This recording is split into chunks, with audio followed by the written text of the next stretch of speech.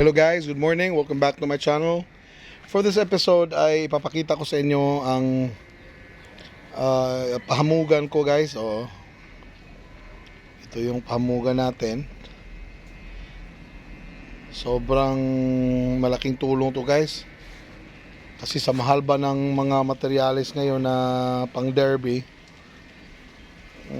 kailangan nating mai-preserve kahit konti yung yung mga materyales nating yung mga winners natin. Kaya sa pamamagitan nito, sa pamamagitan nito ay at least mabigyan natin ng ma-prolong natin yung paggamit natin sa ating mga materyales, which is very mahal. Kasi ngayon guys, lalo na dito ngayon sa Cebu, kasi sobrang grabe yung derbies dito ngayon from north to south, kaya sobrang mahal ng mga materyales dito guys, ranging to 300 to 2,500 bawat isa yung mga gagamba. Depende na lang sa sa quality at saka sa laki. Depende din kasi yung mga malakihang pustahan guys, kadalasan yung timbang ay nasa 30 to 40 or until up to 50 siguro. Kaya sayang yung mga super kung hindi mo ma-prolong yung paggamit sa kanila. Yung kung magamit mo lang ng isang beses, lugi ka rin kasi bibili ka ulit ng mga materyales which is very mahal.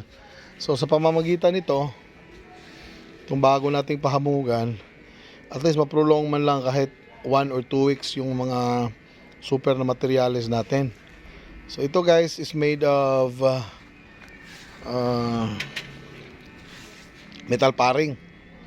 Ayan, pinagawa ko kay sa kapitbahay ko, kay Fernando Hegrimosa. Ayan, 'di ba? Maganda guys. Solid, no. Kaya ito, meron tayo ditong mga winners sa past derbies natin. Ayan, mga winners na mga materyales. Ito ilalagay natin sa pahamugan guys, para magamit pa natin next week. Okay. Ayan, ito yung mga super natin guys. Ayan, medyo malalaking mga G2 guys. Ayan super yan solid ang G na to. Check this out.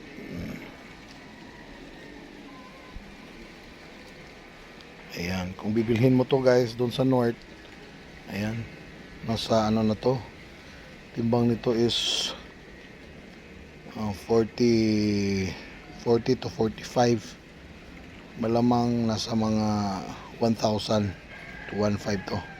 Ganitong klase na G. Sobrang gandang klaseng G guys.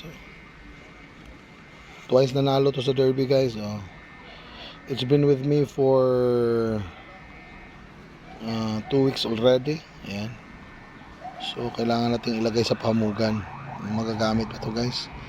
Ito meron pa dito sa sobrang nasa almost 50 to guys. Yung timbang nito. Ayan, Tegre, winner din yan.